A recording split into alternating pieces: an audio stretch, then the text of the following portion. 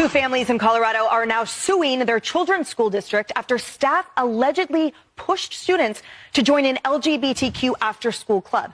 Colorado mother Erin Lee is bringing the lawsuit along with her husband and another family, and she says her 6th grade daughter was urged to join the school's Gay-Straight Alliance by teachers and other educators.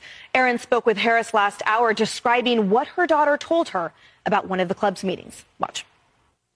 We gave our consent for her to attend art club that day, but when she got there, she very quickly learned it was actually Gender and Sexuality Awareness Club.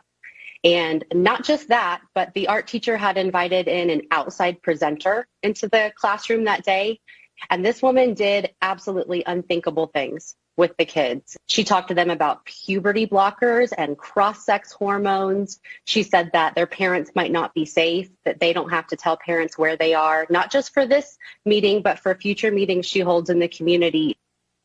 Harris, this interview was fascinating, and everything she articulated to you is present in her lawsuit against that school district. Look, the part that was probably most jarring for me, we learned later in the interview, and that was that the kids have been told, don't tell your parents, even about that initial meeting. And a lot of the kids adhered to that. Like, they didn't know any better not to go home. And she said for some of them, it was a year later before those parents learned what those kids, and they had been going to these meetings. I mean, that, I believe, is close to the definition of indoctrination. Come long periods of time, learn something counter to maybe what your parents would sign off on, memorize all of the rules in and out of the club, that sort of thing.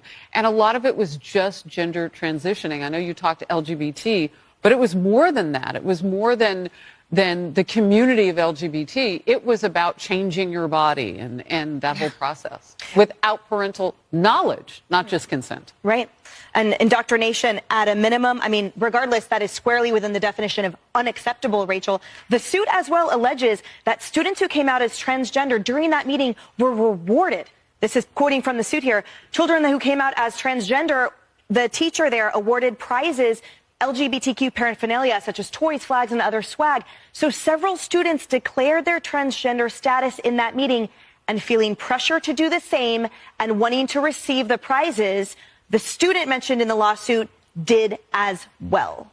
Yeah, and some of the kids, of course, come out confused and then have suicidal thoughts. I mean, this is serious stuff. One of them said that they, attempted to drink bleach because she was, feeling, depressed and confused. Just imagine for a second if this was not a Gay-Straight Alliance club, but this was a Christian atheist club, and they were secretly baptizing children.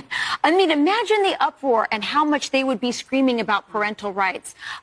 This is an effort to separate children from their families values, and turn them into activists. And parents need to wake up. This is exactly what this is about. This is classic Marxist communist stuff. And all under the secrecy and guise of don't tell your parents.